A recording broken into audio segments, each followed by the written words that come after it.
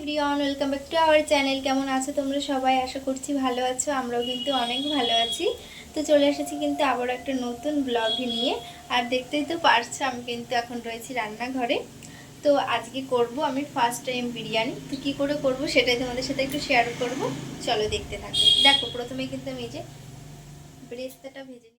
আর সত্যি কথা বলতে আমার দোকানের বিরিয়ানি একদমই ভালো লাগে না। আর বাড়িতে যদি নিজেরা বানিয়ে খাই, সেটা খারাপ হোক কিংবা ভালো হোক, আমার ভীষণই ভালো লাগে খেতে। ওদিকে তো দেখতেই পারলে আমি সমস্ত কিছু কিন্তু গুছিয়ে নিয়েছি। চালটাকেও প্রায় আধা ঘন্টা হয়েছে ভিজিয়ে রেখেছি। তো কয়েকদিন ধরে আমি দেখতে পারছি তোমরা আমার ভিডিওগুলোতে অনেক ভালোবাসা দিচ্ছ, তার জন্য তোমাদের অনেক অনেক ধন্যবাদ। এইভাবেই সবাই আমার পাশে থেকো। তো এখন দেখো আমি কিন্তু চিকেনটা বসিয়ে দিচ্ছি।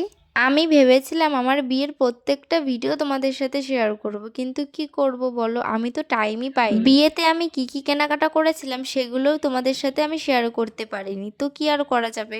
কিন্তু হ্যাঁ, আমি আমার বিয়ের কিছু শর্ট ভিডিও তোমাদের সাথে শেয়ার করেছিলাম, সেগুলোতে তোমরা আমাকে অনেক ভালোবাসা দিয়েছো। তো যাই হোক, দেখো তোমাদের সাথে কথা বলতে বলতে আমার কিন্তু মাংসটা কষানো হয়ে গেছিলো, আর এখন কিন্তু মাংসতে আমি জল দিয়ে দিয়েছি। আর এদিকে কিন্তু আমার ভাতটাও প্রায় কমপ্লিট হয়ে গেছিলো। আচ্ছা, তোমাদের রং খেলা কেমন কাটলো? আমার তো খুবই ভালো কেটেছিল।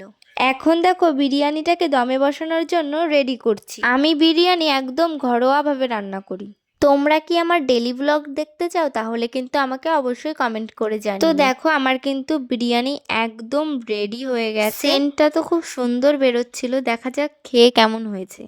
তো চলো বরকে প্লেটে বেড়ে দিই, ওই আগে খেয়ে বলুক কেমন হয়েছে বিরিয়ানিটা।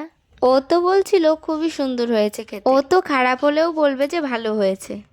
তো আজকের ভিডিওটা আমি এখানেই শেষ করছি। ভিডিওটা যদি তোমাদের ভালো লেগে থাকে অবশ্যই লাইক কমেন্ট শেয়ার করে দিও। আর আমার চ্যানেলে নতুন থাকলে চ্যানেলটিকে অবশ্যই সাবস্ক্রাইব করে দিও।